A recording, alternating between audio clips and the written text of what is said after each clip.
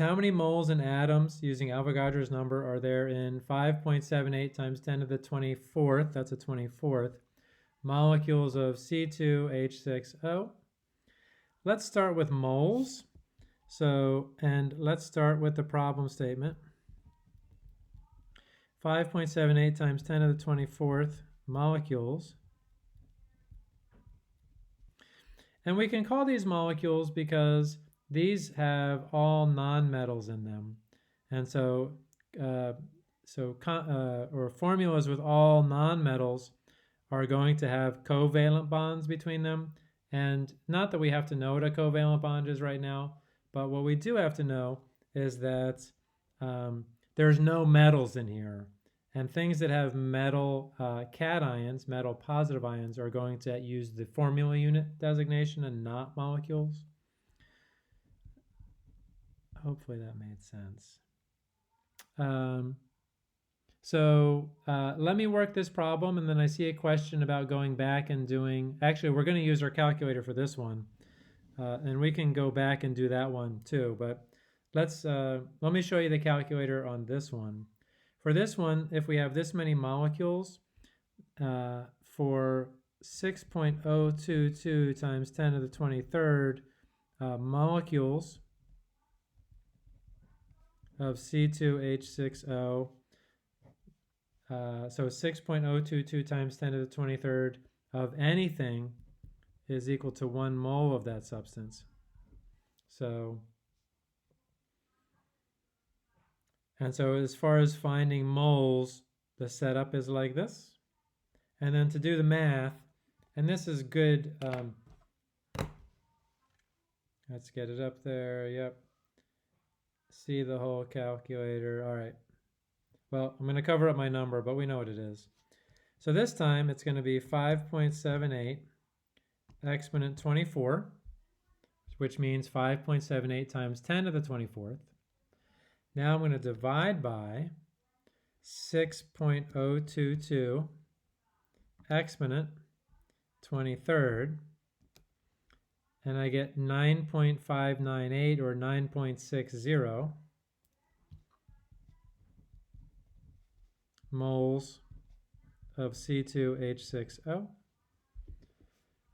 Now when doing this, the lovely thing about the exponential button, and I'll do it again, so 5.78 exponent 24th divided by 6.022 exponent 23rd, is that when you use the exponent button, the calculator knows that this is 6.022 times 10 to the 23rd, and it keeps that number together for order of operations for using your calculator. Now, a common mistake, and don't do this, but I'm going to show it, is if you do 5.78 times 10 to the 24th divided by, and you see you get the same number there, which is good, divided by 6.022 times, it did the math for me. So when I do times 10 to the 23rd, I end up with 9.598 times 10 to the 46th. And that's because when I entered in as 6.022 and then actually hit the times button, it does the math with the 6 number first, and then it does multiplication with the times 10 to the 23rd. So if you're going to enter it in as 6.022 times 10 to the 23rd like this, use parentheses. 6.022 times 10 to the 23rd. Use parentheses to tell the calculator to keep it together. Anyway, so the important thing is that when you use your calculator gets you the correct answer however you do it. And I'm happy to talk to you in office hours about how to use your calculator if you're having any problems. But the correct answer here is 9.6. And that answer makes sense because this is a higher exponent. So it should be greater than 1, the 24 rather than the 23. And 5 is a little less than 6, And so if we were just to divide these numbers, we'd get a 9 in the answer. Now let's talk about atoms. Atoms in this case is going to mean 5.78 times 10 to the 24 molecules.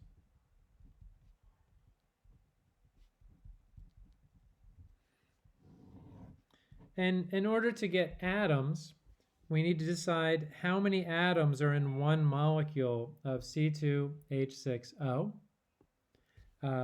So how can anybody tell me how many atoms are in one molecule of C2H6O?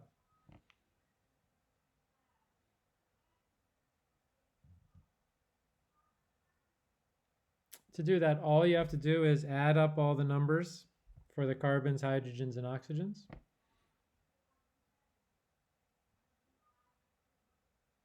8, 9. 9 is correct.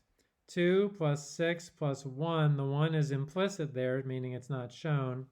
So there are 9 atoms in one molecule of C2H6O.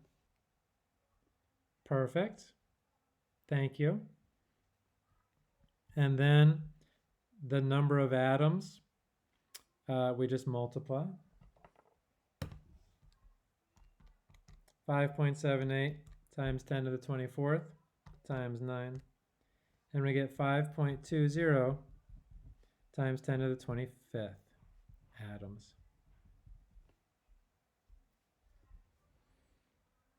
Any questions about that?